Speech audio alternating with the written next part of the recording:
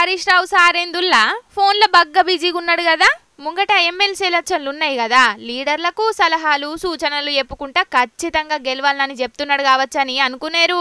కాదుల్లో ఒక పారి ఇనుండ్రి సార్ ఎవరితోని మాట్లాడుతున్నాడో మీకే ఎరకైతది.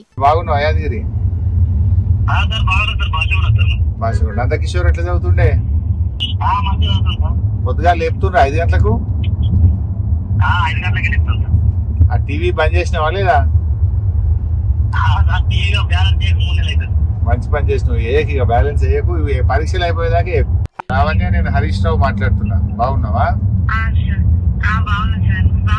బాగున్నామా. ఎట్లా చదువుతున్నాడు కొడుకు? మరి 10వ తరగతి కదా, ఈసారి ఇంపార్టెంట్. ఈ 3 నెలలు జర టీవీలు బంద్ చేయండి, ఇంట్లో టీవీ బంద్ చేయండి, జర ఫోన్లలో ముచ్చట్లు బంద్ చేయండి. అగ్గో ఇన్నారు కదా, 10వ తరగతి పిల్లగాండ్ల అయ్యవలతోని మాట్లాడిండు. సిద్దిపేటలున్న పబ్లిక్కు ఫోన్ చేసుకుంటా, హలో నేను హరీష్ను మాట్లాడుతున్నా, మీ బిడ్డ ఎట్లున్నది, కొడుకు ఎట్లున్నాడు అని అన్ని ముచ్చట్లు నరుచుకున్నాడు. పరీక్షలకి ఇంకా 3 నెలలే టైం ఉన్నది, మంచిగా చదివిపిస్తున్నారా లేకపోతే టీవీలు పెట్టి ముచ్చట్లు పెడుతున్నారా అని ఇంట్లో మనిషి లెక్కనే అన్నరుచుకున్నాడు గిట్లా. కానీ హరీష్ రావు సార్ అంటే నిజంగా గ్రేటేనుల్లా.